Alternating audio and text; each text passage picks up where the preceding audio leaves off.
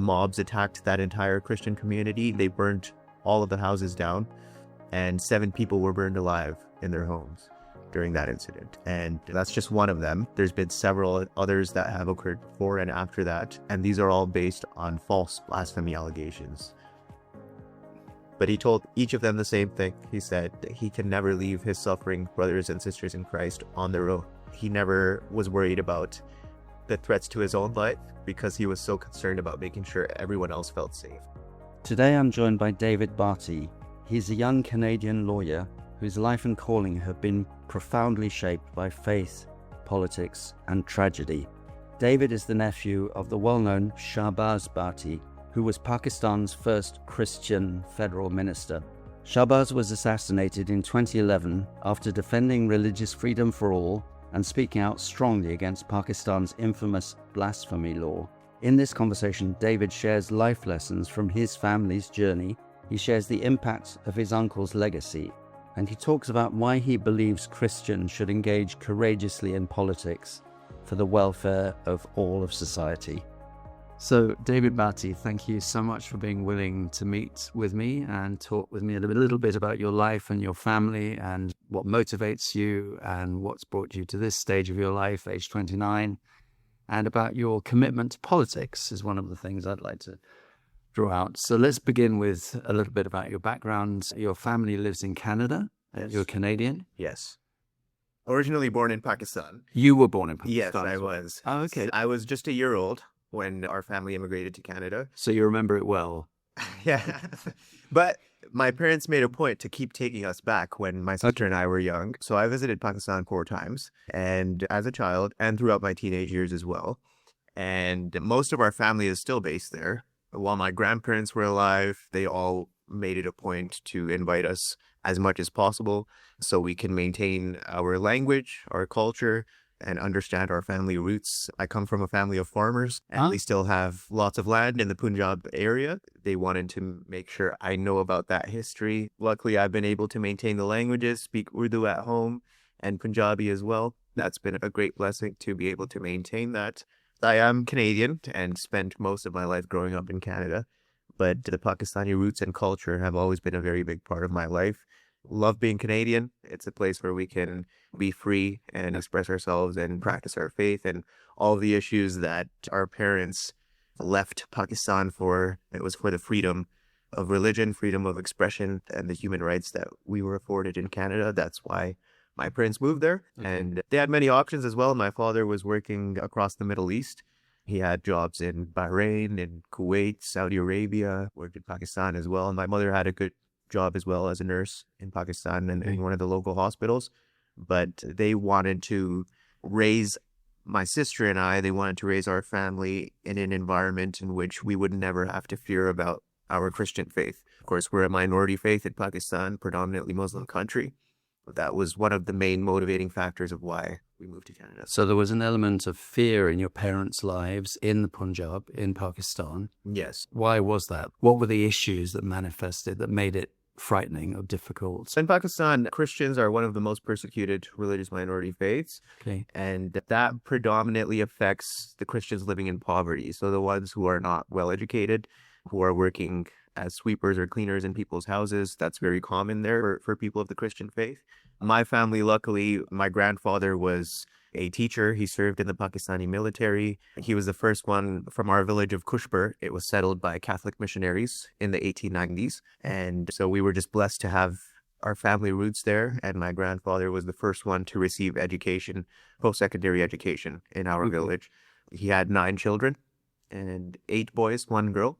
And he encouraged all of them to follow his footsteps, also get an education. They all have university degrees and all have professional careers, which was in his time unheard of. To have all of your children attend school, not even post-secondary. Most people's children don't even attend elementary school in those kinds of environments. Our family's history was really changed by my grandfather and the work that he put into, the effort that he put into raising his kids and making sure they were well educated and that they would have a bright future for the future of our families. And for the welfare of the nation. Yes, Exactly. it's the fact that he was a teacher and served in the military shows commitment to the welfare of the nation, doesn't it? And very involved in church ministry as well, helping a lot of the impoverished in our area through church ministry. So our family, because we were on a bit of a better economic status and social status, we didn't directly face the same level of persecution or victimization that many other Christians do in Pakistan. But of course, it doesn't matter what your economic status is, as long as people know that you're a Christian, you will always have a target on your back. There will always be barriers towards your development and advancement in any professional career in a country like Pakistan. And my parents were very wary of that. And they knew that in a country that volatile, things can change at any time. It's a country that's historically had many coups, military dictatorships have taken over in the past.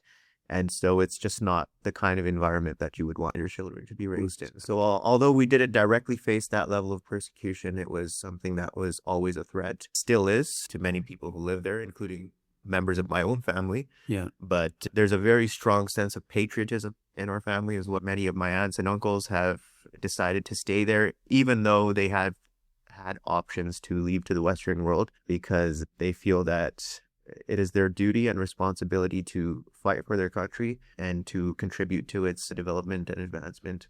And that one of those uncles, despite the barriers to develop personal development, and because of that commitment to the welfare of the nation and contributing to the advancement of the nation and responsibility to do, he rose to a senior role in national government. Shahbaz Bhatti. That's right. Do you remember him well? Yeah, I knew him very well. Yeah. He's actually the uncle that I spent the most time with in my childhood. And that's primarily because he visited Canada quite frequently. He was there at least once a year and would spend a lot of time with us. He was the youngest of my dad's 9 siblings. And when he was 12 years old, he committed himself to the plight of the suffering church. And this wasn't specifically something that he didn't know at that time, whether it was through politics or just through advocacy or through the legal realm. But he knew at that point, it was during a Good Friday service when he was 12 years old, that he had mentioned to his parents that he felt that he was called to fight for his persecuted Christian brothers and sisters. And that's when he began his advocacy in schools, in the local schools. He started organizing events with student unions to highlight things that were happening to Christians in the country and other religious minorities. It was never just about Christians.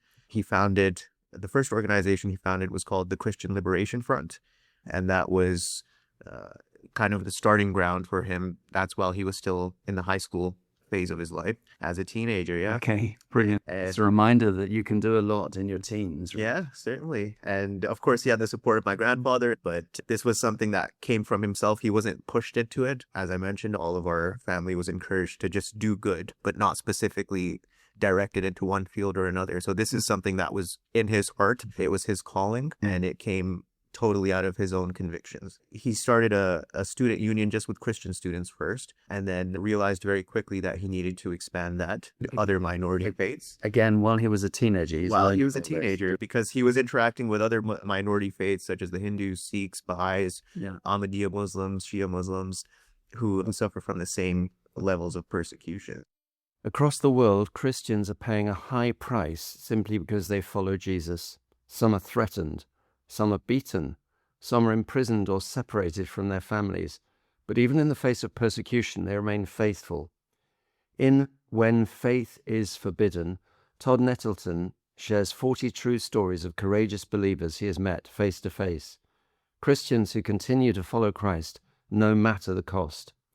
Through this book, Todd wants to share their stories with you so that you can be challenged, encouraged, and reminded that God is at work in some of the world's darkest places. That's why the Voice of the Martyrs would like to send you a copy as a free gift. To request yours, visit vom.org/frontier.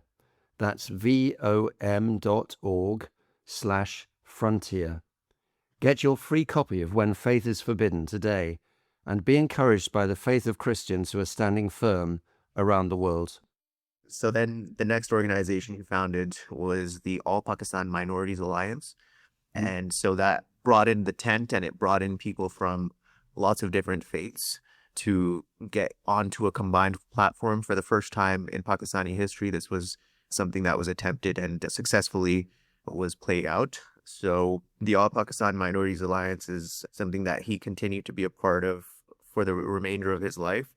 Anytime there were attacks by the government specifically on Christians, such as times when adding your faith to your national identity card came up as an issue, he used this platform to protest and rally with other minority faiths and people who are from the majority Muslim faith who believed in his cause for human dignity for all people. He was able to rally all of those people. He would have demonstrations with thousands of people leading up to the steps of parliament and was able to accomplish a lot through that. The primary focus was to bring unity amongst the faith groups in Pakistan. And this was the first platform that was able to accomplish that in a very significant way. To encourage pluralism and mutual respect and acceptance of difference. And based on the vision of the founding father of Pakistan, Quaid-e-Azam Muhammad Ali Jinnah, Pakistan was not founded as an Islamic republic. It was founded as a secular state that was primarily for the Muslims of India, who were being, ironically enough, were being persecuted by that government and felt like they needed their own separate homeland. But it was never intended to be what it is currently. The Constitution of Pakistan has changed drastically over the years. It was mainly during the 70s, the late 70s, that things such as the death penalty for blasphemy were introduced into the Constitution. And that was done through the military dictatorship of Zia-ul-Haq. And since then, things have gone downhill and we haven't seen much progress. And so it's because of these laws and the institutionalized and legislative persecution that the governments enacted of Pakistan that my uncle eventually ended up in the political arena. And he rose to be a minister in the national government. What was his portfolio? He was the Minister for Minorities Affairs right. in the People's Party Pakistan, in their government. He was elected in 2008 as a member of the National Assembly and was given the office. This was an office specifically created for him. And he's the first ever Christian or anyone from a minority faith in Pakistan to hold a federal cabinet position. Asif Ali Zardari, who was the president at the time, was a good friend of my uncle's. Benazir Bhutto, who was former prime minister of Pakistan, was assassinated for her pluralistic and progressive views, was actually the one who encouraged my uncle to get into high-level politics. Even though that's something he stayed away from, he was more in the advocacy realm and didn't want to be tied to a political party. That was never his end goal. But after Benazir Bhutto's assassination, when Zardari was elected prime minister, they had offered my uncle this role, and he felt like it was a calling for him, and it was something that he couldn't refuse because this is the first time such a platform was given to a Christian, and it was the biggest opportunity he or anyone else had ever had to make legislative changes that could impact the country for generations to come. And so how long was he in that role? He was in that role for 2 years before he was assassinated in March 2011. And it was because he was so aggressive in his file. He had some significant achievements like enacting a 5% job quota for religious minorities in the government jobs and reserving 5 seats in the Senate for minority representation. Those things still exist today. And he established a national day of recognition for the contributions of minorities to Pakistan. That's August 11th. It's been designated as Minorities Day. And that day was specifically selected because that is when the founding father of Pakistan, Quaid-e-Azam Muhammad Ali Jinnah, had given a speech to the First Constituent Assembly in which he said that every citizen of Pakistan should be free to practice their faith according to their own beliefs. And so that day is still recognized every year by the Pakistani government in recognition of the contributions of minorities. He developed an emergency hotline across the country for religious minorities who might be in situations where they need immediate assistance from the government. That's something that's still accessible today. He created scholarship and grant programs for minority faith students to attend colleges and universities and receive education. In all of this in those 2 years? All in those 2 years. And that he was just getting started. This was just the tip of the iceberg. His main focus and the main goal he had was to reform Pakistan's blasphemy laws. And now these laws are very vague and they're quite notorious now, world-renowned. Everyone knows about famous cases like Asia Bibi, who was a woman who was charged with blasphemy after she was at her work site and had drank out of the communal work fountain and was accused by a co-worker of hers for defiling the water because she's a Christian, and she stood up for her faith. She was accused of being a blasphemer. She was sentenced to life in prison. And we've heard many other cases like that, but this one gained a lot of international attention back in 2010.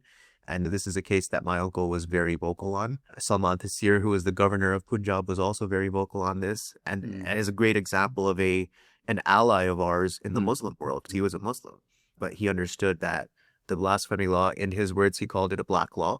And he said it was something that was tearing at the reputation of Pakistan. It was holding that country back from progressing. And he was also assassinated for saying such things. And it's not just an unhelpful law, to put it mildly, but it can be abused. People have grievances against a neighbor or something, and then use this law as an excuse for getting rid of their neighbor. That's right, yeah. And those are the most common instances of blasphemy allegations. A lot of Christian colonies, they're predominantly Christian faith households. And oftentimes there's extremist radical Muslims who want to take ownership of those lands or those houses. Okay. So it's very easy for them to charge false allegations of blasphemy against one of those families. And unfortunately, what happens, even if a allegation is just laid out there, oftentimes it's announced on the loudspeakers in the local mosques, and it's announced that such and such person has committed blasphemy. This is where he lives, and mob riots are encouraged to go into these areas, and they're often very violent. They go in with torches and they go in with their guns, and they're often using violence as a means to pull the Christians out of their homes and out of their communities. So just the allegation is enough to incite that reaction. Yes. Yeah. And it's often too large and too chaotic for the police to control as well. And we've seen that in many cases, like in 2008 in the Godhra riots, which occurred, one of the most infamous incidents. My uncle was still Minister of Minorities Affairs at this time, but there was allegations of blasphemy laid against one individual in the community.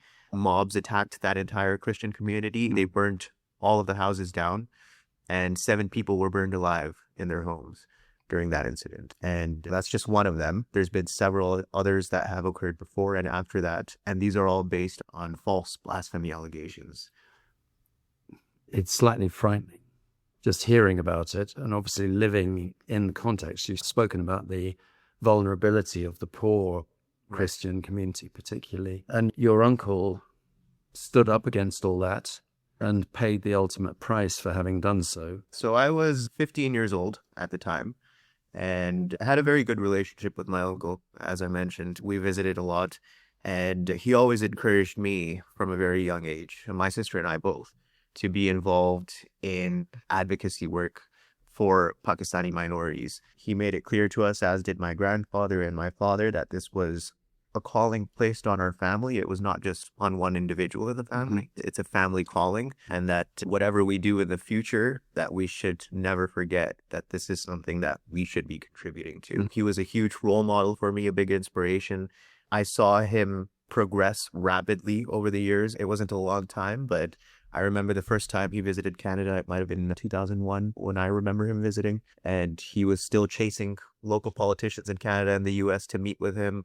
And many of them were not interested because he didn't really have that status. I remember how much work he had to put in. You were about 5. Yes. But I remember watching him. I remember sitting in my living room and he was trying to find cabs. He wasn't familiar with the Canadian system, and he was trying to figure out how to get to places. And I saw the struggle that he went through. And obviously didn't process it at that young age, but still you remembered it, and it somehow had an impact on your mind, on your heart. It did. And we always knew the level of threat that was against him. He was assassinated in 2011, but he had several assassination attempts on his life prior to that. So I remember very frequently my parents would be getting calls from Pakistan, and they'd say Shahbaz was chased again today. His car was shot at. He was placed on the no exit list as well. by the Bhatti government at one point. So we were very concerned at that time. He was able to leave the country in the midst of all these threats to his life. And so we always knew. And to me as a child, he was like a superhero figure. He was the one who was always able to evade danger and an indestructible figure, right? Okay. We hear these stories and we'd hear them in vivid detail that his driver went in the back alleys and was being chased, but was able to escape it. And that was always something that was on our mind. But when he was elevated to the position of federal minister, we knew that the threat to his life was the highest it had ever been. He was not provided with the level of security that a minister of his stature generally would be. That's something he raised with the prime minister and the president. He had asked for bulletproof vehicles. He had asked for additional security, was not provided any of that. I personally didn't. I still saw him as the superhero who was able to escape all of these attempts. But I remember my parents and the rest of our family were increasingly getting concerned about the threats to his life. And your dad is the elder brother. Yes. So he was always telling him, anytime my uncle visited Canada, my dad pleaded with him every time not to go back, because he knew that anytime he went back, it could be the last time we ever see him. In our minds, it would be visited for the last time. He was in Canada just a few weeks, about 4 weeks before he was assassinated, and the threat to his life was the highest it had ever been. He was a international figure at that point, and we knew there were people even within the Pakistani government who were turning him because they didn't like the fact that he was highlighting on a global scale some of the faults of the Pakistani government, some of the things we need to change, and particularly for the reforms of the blasphemy laws. So during that last visit to Canada, he met with the Prime Minister of Canada, Stephen Hart, our immigration minister at that time. They had offered him and our whole family visas to come to Canada because of the threat to his life. He visited the European Union, the White House, every Western democracy, every government. He met with the heads of all of them, and they all offered him asylum in their countries. But he told each of them the same thing. He said that he can never leave his suffering brothers and sisters in Christ on their own. He said he is their only hope. And if he runs away, what message does that give them? And what good is it for him to be working from the sidelines? He was always there on the ground to support these people in whatever situation. He never was worried about the threats to his own life because he was so concerned about making sure everyone else felt safe. He's clearly the inspiring figure in your life in many ways as a teenager, and he's murdered when you're 15. Yes. And I can see, just looking at your eyes, the impact that had on you as you talk about that last visit to Canada and so on. That inspired you, that his life inspired you to go into politics, which is not something that lots of Christians avoid the political space because it's perceived as dirty or somehow corrupt. You've gone right in there into a political party. You mentioned earlier about your uncle wanting to avoid being tied to one particular political party, but you as a young man, 29, you're committed to a political party within Canada. Talk us through that a little bit, David. Sure, yeah. I got involved with volunteering with local political candidates when I was very young in Canada. I was 6 years old when I first volunteered on a local political campaign. I was out canvassing the streets. At that point, I was also very open to all the political parties. In Canada, our two major parties are the Liberal Party and the Conservative Party. We also have the NDP, but those are the only two parties that form government typically. The Liberal Party traditionally has been more centrist. Crying as a party of... Yes, we've got the Separatist Party as well from the Quebec region. Their popularity is always changing. Okay. Some years and some terms they've got a lot of influence in the parliament like they do currently. And then some years they're completely wiped out. So in terms of the parties that form government, we only have two major parties. And the Liberals generally were more of a centrist party. Yeah. My uncle had met with a lot of Liberal MPs when he visited Canada, and many were open to helping him and open to meeting him and had led some discussion on the religious freedom file under Liberal governments. Yeah. And that's something I got to witness. But as the years have progressed, the divide, as we've seen in most Western countries, has grown to be more significant between left and right. The Liberal Party in Canada the last 10 years has become a lot more left-leaning, a lot more progressive than they typically have been. They've taken on policies that I don't think are beneficial to our country or to our world. And it's mostly ideological, symbolic policies that have no specific beneficial impact on our communities. And when it comes to people of faith, they haven't been partners for us. They've actually attacked churches and Christian institutions, specifically based on their charitable status or some of the things that Christian organizations are advocating for. They've been attacking those values of free speech, of freedom of religion or belief. These are things domestically that they've been attacking, and internationally they've been completely absent on. Whereas the Conservative Party has traditionally been a lot more vocal on human rights issues internationally. Yeah. The Conservative government of Stephen Harper had established the Office of Religious Freedom in Canada in 2013. And this is the first time that the Canadian government ever had a specific office focused on religious freedom issues. And I got to witness all of that happen. I was still in high school at that time as well. But that's where my focus really began to shift. And I saw that the Conservative Party is the only one that would actually champion in a open manner the values and the things that I care about. Seeing the things that my uncle accomplished in politics is one of the reasons why I saw politics as the primary avenue through which I can make significant changes and to be an advocate for Canada on the world stage, because ultimately I am Canadian and will always be. That's not something that will ever leave me. And I believe that our family was relocated to Canada for a reason, and that I grew up there for a reason, and I have a calling and a place in my heart as a Canadian. And I think our governments, our public service is certainly missing that aspect that we need on the advocacy file. So all these things considered, the Conservative Party is the one that I always saw as your natural home, as it were. Yeah. Do you have friends who are believers, Christians, followers of Jesus in the Liberal Party as well? I presume there must be. Yes, there are. Other parties too. There always will be in other parties as well. Yeah. We can always find common ground on things we agree on. But as it always is with politics, and this is why a lot of people stay out of it, is we tend to disagree on lots of futile things sometimes. And I don't break relationships with friends who support different parties. They don't break relationships with me, but I always promote and try to educate people on the policies. Let's not look at how a leader speaks or how a party is presented in the media. Let's look at what their actual policies are, what they've implemented in the past, what they're promising to implement in the future. And I feel that the Conservative Party has always been consistent with their platform and with their policies. And we have a lot of great allies in the Conservative caucus as well. People I've worked with. I've worked in federal politics almost for 10 years now. Wow. With lots of different members of parliament. You were a candidate at one point. Was that local government or? That was in a primary for the nomination for the candidacy for the Conservative Party. And that was at the federal level as well. So help me to understand how that works. You're a candidate for the party, you're with others, you're competing with others to be chosen to be the party's representative at an election. That's right. This is at a national federal election. That's right, yes. It was for the candidate for Member of Parliament for the Conservative Party in the Edmonton area.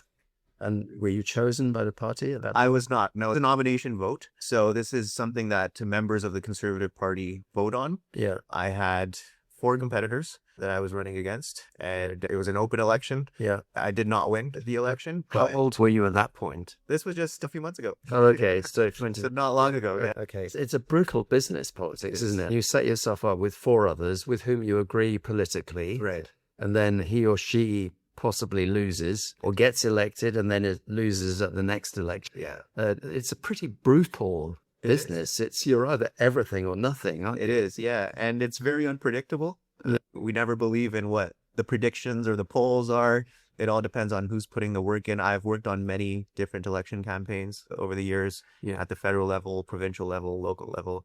And by the book, we did everything right. Yeah. We did everything that we were supposed to do, but it's politics. Results are never predictable. And it was a great learning experience for me. It's the first time I ran as a candidate myself. And the amount of support and encouragement I received was beyond what I expected. Okay, so that's encouraged you to try again at some point. I'm certainly open to trying again. Okay. And ultimately, my end goal is not just to have political office just for the sake of it. There are very specific things that I would like to accomplish as a member of parliament. And that's why I would only run at the federal level. Primarily, that's because of my interest in foreign issues. Tell us a bit about some of those. Yeah, so it stems from my history as a Pakistani, of course, and working on the religious freedom file. But I've over the years, as I've been able to travel the world, I lived in the UK, lived in London. I went to law school at the University of London. And you said you'd also been an assistant in the House of Lords. That's right, yeah. I worked for Lord Mohammed Sheikh in the House of Lords. Yeah. And that expanded and broadened my worldview. It gave me more connections with people from around the world. I worked in Washington, D.C. as well, and have been connected with U.S. lawmakers and with lawmakers in the European Union as well. I've had many opportunities through fellowship programs, internships, job opportunities to be exposed to things that are happening all around the world. And working with my father's organization, International Christian Voice, which is based out of Canada, through our global network, I've been also connected with lots of other faith groups and charities that do advocacy work in countries like Syria or Iraq or across the African region. Through my legal work, I focused on international law, and that gave me a lot of insight into the international bodies that we have that are working on defending human rights, individual liberties, and religious freedom on a global scale. So that really broadened my worldview and me gauge a political sense as well of what I would like to accomplish as a Canadian. And that's not just to focus on my country, which is Pakistan. Of course, that's very near and dear to my heart. And through my travels and through my exposure with other organizations and through work experience, I've seen that there are many other people in many other countries who are facing the same thing. In some cases, it's better. In many cases, it's also worse. I would like to take more of an international approach and advance Canada's historic role as a defender of human rights and fundamental freedoms on a global scale. We've been lacking on that through my international work experience. Everyone I meet who finds out I'm Canadian, they say to me, "Where is Canada? You guys are missing." Okay. We're not seeing any Canadian representation. The U.S. is at the forefront of a lot of these issues, and the European Union has been ramping up its role as well. But Canada, because of our liberal government over the last decade, has been absent on these issues. That's something I'm very clear-cut and focused on.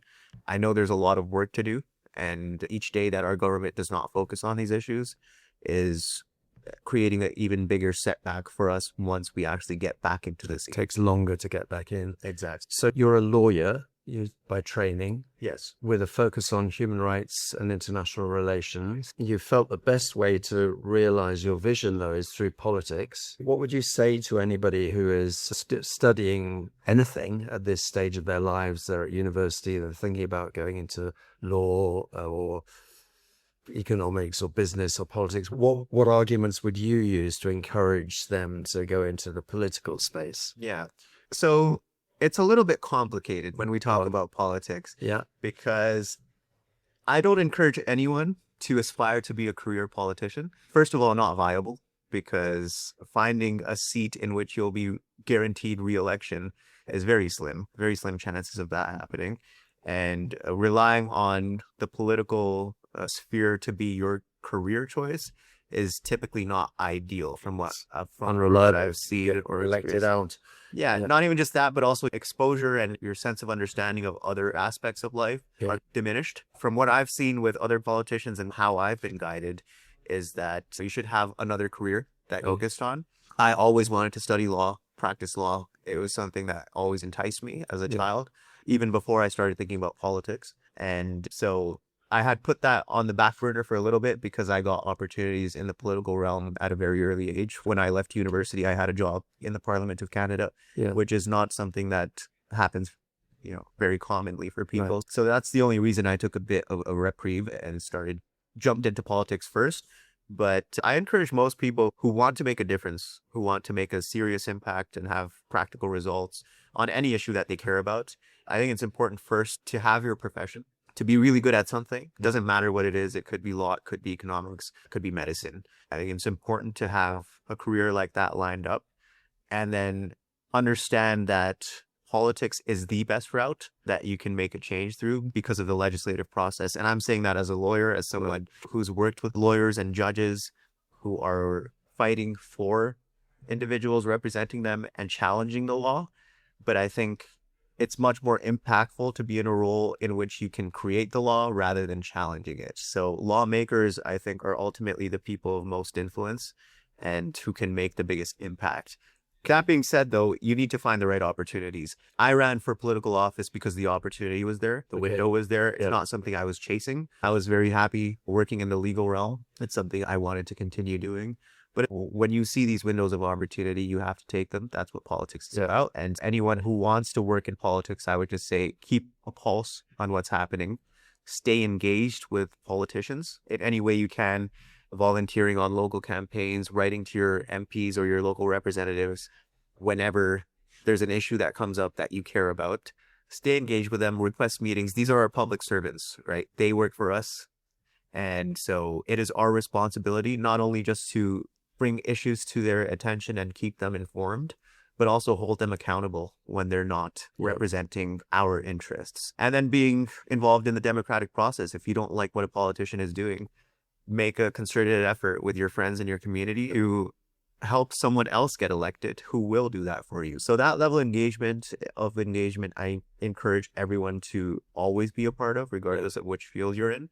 And just keeping in the back of your mind that if the opportunity does come up for you yourself to run, always be open to it. And you have nothing to lose, really. It's a very high reward, low risk, in my opinion. Some people might disagree with me on it, but I think it's very high reward and low risk to throw your hat in the race to try to run for elected office, because you never know what happens. It's very unpredictable.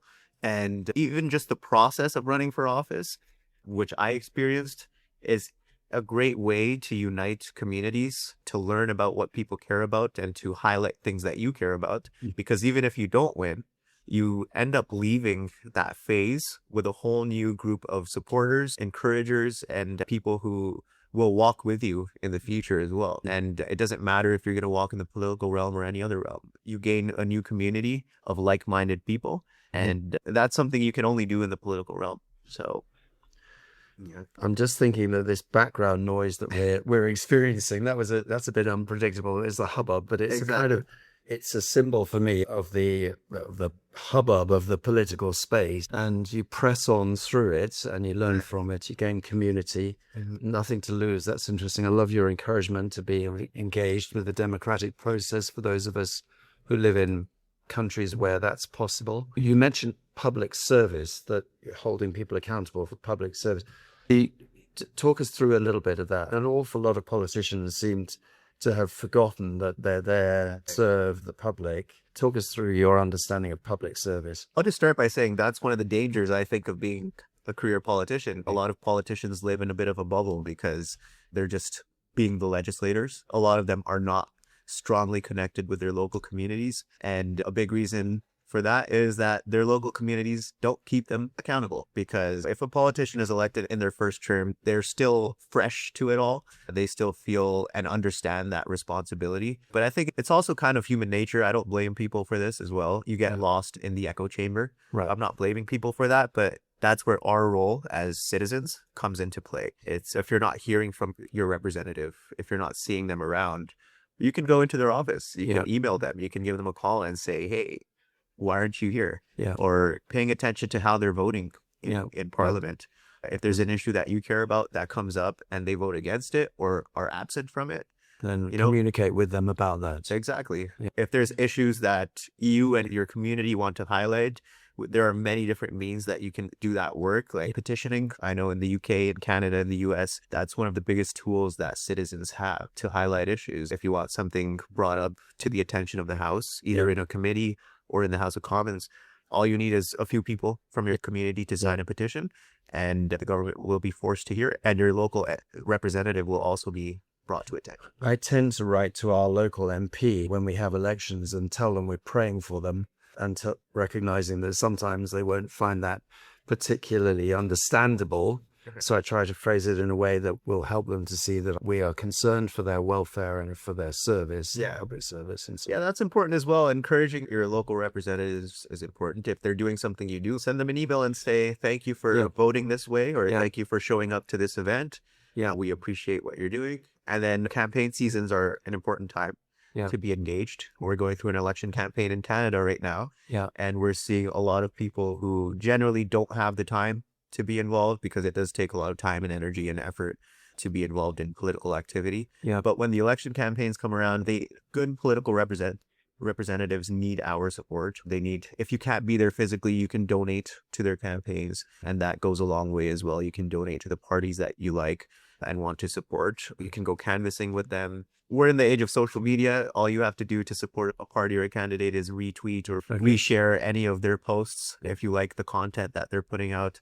And that just keeps the general public informed about what's happening. So whichever way possible that you could engage in those kinds of activities, I highly encourage everyone to do it. Thanks, David. We are going to wind down in a minute, but I'd just like to come back to, I'm fascinated by this impact on your life, age 5, of watching your uncle trying to work out how to make the systems work in Canada, and then being on hustings age 6, and then seeing your uncle murdered at age 15. I'm just fascinated by that impact on your young life as a small child, and then the impact on you as a teenager. Can you let's finish by talking about that for a moment. Sure. How would you describe how those things have formed you as an adult? Obviously, they were huge pieces of my development and my thinking. I didn't realize when I was younger that I was living in an environment that was not normal. Okay. I was exposed to things that most children aren't. And this is a bit of a testament to my parents and my family and the way that they raised me. They didn't shelter me from things that would otherwise be concerning for a child. If there was a church that was bombed in Pakistan and many people died in it, they didn't hide that information from me. They would tell me. They'd do it in a compassionate way, in a way that didn't scare me. And I never felt afraid by the stories I was hearing. I felt concerned. But it instilled in me at a very young age the conviction that I should be doing something about this, that this is wrong, that there's justice and injustice in the world. These people were doing nothing wrong. They were innocent people who were just worshiping on an Easter Sunday or on Christmas Eve and were attacked by hateful, evil groups simply for existing. Having that exposure through my family was a huge part in me understanding my calling from a very early age. It's why I was able to pursue a clear path from as long as I can remember. I never faced the kind of confusion or being pulled into different directions like many young people often do. And that's common. It's normal. It's part of life and growing up. But anywhere I've gone, I've ended up in fields that have contributed to that early experience that I had. Sometimes I don't even try looking for it. It just finds me. And that's when you know you have a calling in your life, I think, is when you don't have to chase opportunities. They just present them to you as long as you're being diligent with your own work and you're being open to new experiences. Seeing the way my uncle lived his life, he took risks, calculated risks, of course. And that's something that I believe in practice in my own life, prayerfully walking through every step, but not being too rigid in my thoughts and in my process of progressing forward. What I always encourage my friends and others around me is just to be open to new opportunities. And because I got to experience that as a young child and saw the benefits of that, I've been able to advance in my career. And I know that other people can as well. If they follow their heart, it's not easy. It's never going to be easy. Nothing you ever attempt to do will be easy in that sense, but the reward is much